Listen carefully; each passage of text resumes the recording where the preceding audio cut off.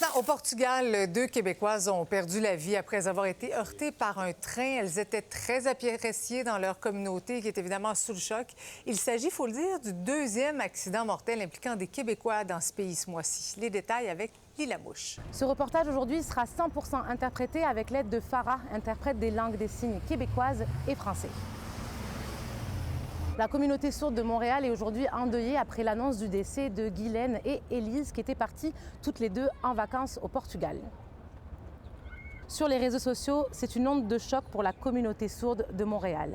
En fait, Guylaine et Élise étaient parties en vacances avec 2 autres amies aussi sourdes.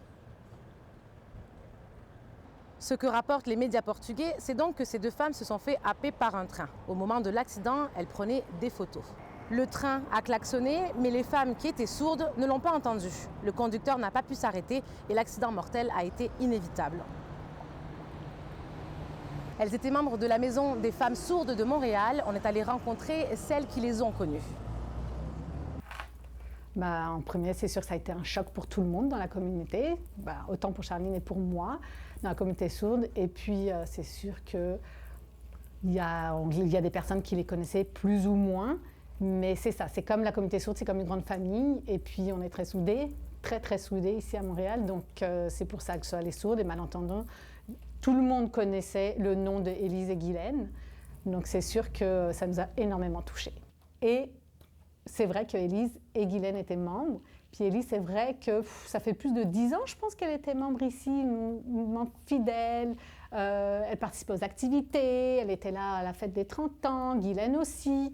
Donc vraiment, les 2 femmes, elles avaient une joie de vivre, elles adoraient voyager, elles profitaient de la vie, elles parcouraient le monde, c'est ça. Par rapport à Guylaine et Élise, qu'est-ce qui va arriver pour la suite là? Est-ce que Linda et Geneviève rentrent à Montréal? Est-ce que vous allez les accompagner? Est-ce que je présume que vous allez être là peut-être aussi en tant que groupe qui connaissait ces femmes? Ah oui, c'est sûr qu'on va les accueillir ici. On va offrir les services ici pour les 2, même pour toutes les autres femmes qui ont été touchées par ce deuil. Donc, on est déjà prête pour les écouter, les accompagner. C'est sûr que ça a vraiment eu un impact pour la grosse communauté. Et puis, c'est sûr que c'est juste un accompagnement. C'est sûr qu'on va faire un suivi pour savoir si ça va bien dans cette situation de deuil.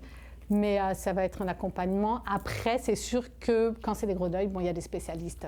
Il faudrait peut-être consulter des spécialistes. Mais ici, la communication, elle est directe vu qu'on est toutes sourdes. Donc, c'est sûr que pour aller chercher du soutien, au moins, elles savent qu'elles peuvent venir ici.